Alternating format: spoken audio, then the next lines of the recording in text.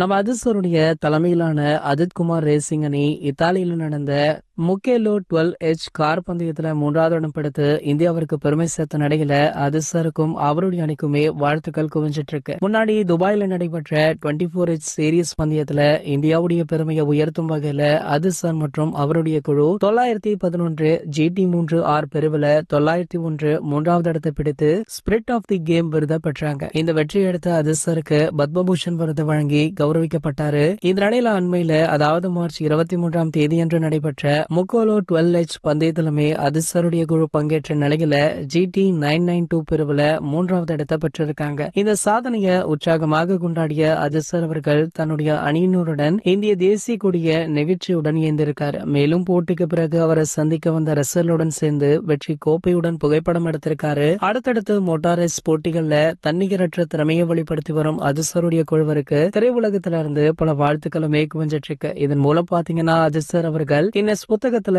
இடம்பெறவுள்ளார் அப்படின்ற செய்தி அவருடைய ரசிகர்களை மேலும் மகிழ்வித்திருக்கு. கூடிய விரைவிலேயே இதற்கான அதிகாரப்பூர்வ அறிவிப்புமே வெளியாக இருக்கா. இது போன்ற நம்ம அதிர்சரை பற்றி வெளியாகும் அனைத்து செய்திகளுமே நீங்கள் உடனே தெரிஞ்சுக்க நம்மளுடைய அஜித் டாக்கீஸ் சேனலை மறக்காம சப்ஸ்கிரைப் பண்ணிக்கோங்க.